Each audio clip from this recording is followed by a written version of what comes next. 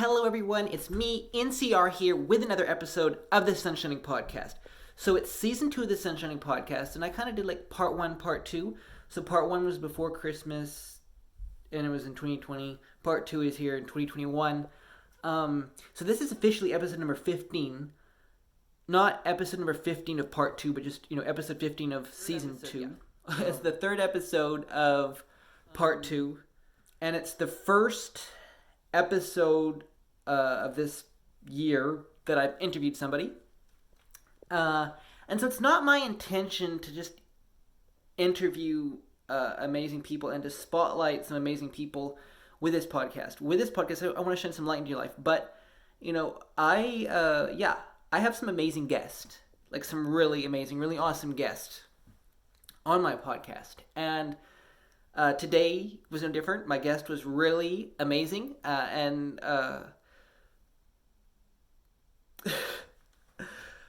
so what was my guest's name? My guest was Luke.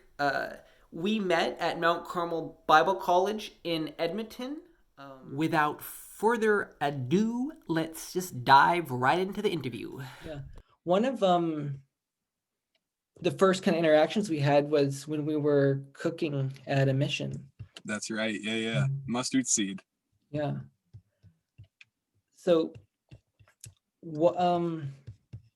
I'm kind of secretly advertising for Carmel this year. I mean, not this year, in this part of the Sunshining Podcast. So that's a good thing. That's a fantastic thing. More people need to hear about it. It's a great program. Yeah, it is. So I just would like to ask you, what is one reason you decided to go to Carmel? Oh man, there are plenty of reasons, man. But I'd say like one of the big ones was to finally like start taking my faith a bit more seriously. Because in the years leading up to Carmel, I was a pretty lukewarm Christian, as if you will. I like saying that because lukewarm Christian. Yeah. Anyways, I got pretty caught up back home with a bunch of just like with the wrong crowd and all this stuff, but I was still going to church on Sundays, youth group on Fridays. So there were like two different types of Luke. And I knew in my heart that I wanted to be the youth group and church Luke, not Luke like the rest of the week that would go out partying and stuff. I wanted to be the Christian Luke who puts his faith first. And I saw Carmel as like the perfect opportunity to get away from the wrong crowd in Lethbridge and to sort of have a fresh start and just take my faith a bit more seriously, learn more about my relationship with God, and just meet a bunch of cool people like NCR and just spend time loving people as Christ loved people. What was one of your biggest takeaways from Carmel? Honestly, the biggest takeaway, when they asked me to write a little blurb for the short report with Carmel, I wrote this in it, and I didn't realize until after Carmel, but that was like my big takeaway. It was saying something about how God doesn't want us to live in comfort, right? He doesn't want bad for us, but his plan isn't for us to have an easy life. It's quite the opposite. Like he puts us in hard situations so we can learn to rely on him, learn to just sort of like a reminder that this world is temporary and that we should have our eyes set on the end goal, sort of, you know what I mean? Mm-hmm. Just sort of like my big takeaway is basically just that I can't remember exactly the reference, but all things work together for good. It's in the Bible. Carmel really helped me realize that like how true that sentence is. I just sort of like, wow, I may be going through a bad situation right now, but it's part of God's plan. There is something he's trying to teach me or show me through this bad situation. And at the other end, I'm going to come out with a stronger faith, a better person, just all that stuff. So basically just that my big takeaway was just when in doubt, trust God. Because for the most, ever since Carmel ended, most of my prayer life has been, I don't know, your will be done. I don't know what I'm doing. I don't know the situations in this life, but your will be done. And that's all I can say. So yeah, I'd say that's my main takeaway from Carmel. Well, that's really good. So I have one question I ask every single guest. Yeah. So just ask it now to get it out of the way. What is your favorite flavor of ice cream? Okay. It's called Netflix and Chilled by by Ben and Jerry's. Dude, it's got like, it's like a chocolate vanilla mix, but it has like peanut butter and pretzels in it and stuff, and it's just like, oh, it's glorious. It's amazing. It's just like all the right flavors and the right like perfect proportionate amount all just going into my mouth at the same time. Just fantastic. You can only buy them in like the little pint sized cups though, which is too bad. Yeah. Sounds like a really good ice cream flavor. It's, man, if you have the chance to try it, you gotta go for it. It's life-changing, I tell you. So we're at this point in life where we're no longer little kids at school being asked what we want to do when we grow up. So one question I just want to ask is, what are you currently doing with your life? Currently? Well, currently I'm just working. I work in a warehouse for a place that makes windows and doors. Yeah, because I don't know if I mentioned this before, but coming out of high school, my only solid plan was going to Carmel. Beyond that, I was sort of like, I don't know. But currently I'm just working in a warehouse, building wooden crates to ship windows and doors off to every corner of Canada. Yeah, it's not too bad. It's not too bad. It takes up, I'm just very thankful to have a job right now, a full-time job that doesn't pay too bad. Yeah, I'm quite content with where I'm at with yeah, and so there's work, and I'm volunteering at a youth group. I'm a small group leader with a church in the city here, which is nice. It's a good time. It's a really good opportunity to speak to kids who may have been in my situation in the past, and just sort of speak love into their lives, speak the truth into their lives, and yeah, it's an amazing experience. So yeah, and of course, like, you can't really get up to much these days with restrictions and whatnot. So that's about work and youth group are sort of what my life is boiled down to as of late. So, but I really can't. I really have no complaints about that. Do you see yourself doing anything different in the future? Oh, definitely. I just again, talking with like I was saying before with my prayer life, it's your will be done sort of thing. Because in where I'm at right now, I don't know. I'm not really sure what's in store for me next, but I know it's going to be good. So I'm content where I'm at until that's revealed to me, if you know what I mean.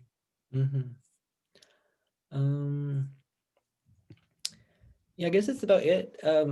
It was really nice getting to know you at Carmel. And yeah. So I just want to close with one last question here. Are or one like it's not really a question, but like if there was something, you know, you'd want to just kind of share with people, is something you want people to think about, like what is the message you'd have for people? Yeah, well, definitely. So the big thing I would say is the whole concept of loving your neighbor. Because if 2020 taught us anything, it taught us how bad a lot of us are at that, myself included. And like, it's even in the small things, like if you ever get frustrated with someone while they're driving, you're not being a loving neighbor. It's just, last year was a very formative year in that way, because the way we treat others is like one of the key factors of Christ-likeness, right? And we often, as Christians, we like to pick and choose who we show our love to, spread our love to, whereas that's not what Christ would have done. Because the way, like in the Bible, we think the shepherds were just, they're not that bad, but no, the shepherds were social outcasts. The lepers were not leopards. The lepers were social outcasts. The shepherds were too. And so, like, I think as Christians in the modern era, we forget that we're being called to love the quote unquote unloved, the people who are being rejected by society, people who are being put on the outskirts. And something that I think would be very beneficial for people to think about is intentionally showing love to those people, not just like a passive sort of like, if the situation shows up, then showing love. I think something that most Christians need to work on is actually seeking out those situations to show love to others, right? So, like, for instance, like, this has been weighing on me a lot lately, because, like, I think in the last week I've bought like probably like 10 or 12 coffees for people on the street. Because like, if I was thinking about it. I was reading my Bible one time, and I had a huge conviction that's just like, it was the term "the least of these." When I thought about that, I was like, oh, the least of these are the people in downtown Edmonton or in White Ave or just in any major social hub that you just pass by and you just sort of, you turn a blind eye to, right? So in the past week, I've been very intentional about even just stopping and chatting with someone, seeing how they are, making them feel like a person. So it's hard. It's hard because as humans, we don't want to see other people in those situations, because we right away apply that to our own experience, and we're like, oh, I wouldn't want to be in that situation. So subconsciously, we're like, out of sight, out of mind. So this is uncomfortable and awkward. So I'm not gonna touch it. Not gonna worry about that. But I think, and going back to what I said about my takeaway from Carmel, our lives are not meant to be easy. So seeking out opportunity to love on people is going to be uncomfortable and painful at times. But there is nothing in this world you could do that's more Christ-like than going and loving on everyone, right? Nothing more Christ-like than if someone asks you for change on the street and you don't have any, saying, hey, I don't have any change, but do you want a coffee or do you want lunch or something? In my eyes, that's like the key. That's the main starting point to Christ-likeness. You don't turn people away because of their social situation, their economic status, their sexuality, their just anything. Because I think we often forget that God loves them equally. Like, we could be doing everything right, but in no world does Christ love us more than the heroin addict sitting on the street, right? It's,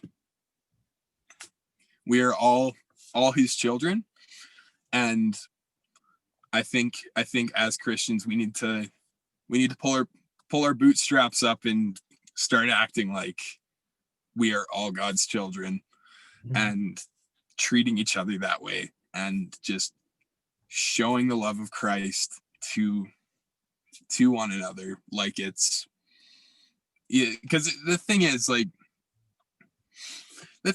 I'm not going to sugarcoat it. It's hard. It's really hard to just love on people coming down on the side of the street. Because, like, someone, like, you could be having a bad day and someone comes and asks you for change and you're just like, man, I don't want to deal with this right now. But no, it's in times like that where the true love of Christ is being shown. Because in a moment like that, when you show love to someone, regardless of your situation and theirs, that's not your love. That is love coming straight from Christ. And there's nothing more beautiful than that in my eyes. So yeah, that's pretty much all I have to say on the matter. I think Christians really need to take up some responsibility and start loving on the least of these, quote unquote, in a more obvious way and in a more often way. So yeah. Yeah, that was really good. And thank you. Yeah, just want to thank you so much for being a guest on my podcast. Thank you for having me. It was good to chat with you. Good to see you again. Haven't chatted in a while. But yeah, no. Oh, going back to the before we end off, going back to our first interactions at Carmel, because I completely forgot about the mustard seed thing. Because when I think our first interaction together was when we were on the out trip, and we were coming down from the top of the mountain. NCR, like, I was just walking down, and then I just look over to my right, and NCR is just ripping down, sliding on this wet grass. Just were you wearing your Crocs at the time? Yeah, I think I was. Yeah. So it's just like a total power move. The guy's just absolutely ripping down, sliding on the wet grass where I'm trying not to slip and fall and hurt myself. He's just throwing all caution to the wind and is just beaming right down the mountain. So yeah, that's about it. That's honestly my first memory of you, and it's a very good memory in here. I keep that up there. It's a good one. Wow, that was so good. And that is such a topic that we need to talk about today, and that we need in this world. We need love. We need to love each other. And I don't know if you noticed during the interview, my guest was wearing a shirt that said "Love Everybody," and yeah, we need to love everybody. So yeah, this episode is not over yet. A part of this episode that's not really officially a part of this episode is Song of the Week. And so, as my guest was talking, one phrase he mentioned is, "We're all God's children." And I don't know if he heard this song, but there's this amazing song by Tauren Wells. It's called "All God's Children." We're all God's children. We're perfectly loved by Him, by God. And it's a really amazing song. And so that is the Song of the Week, All God's Children. If you haven't heard of it, go look it up and listen to it right now. It's really good. So All God's Children by Tauren Wells. And then come back and finish listening to this podcast once you listen to that song. Okay, now it's time for the verse of the week. So the verse of the week, and it's Matthew 25 verse 40, and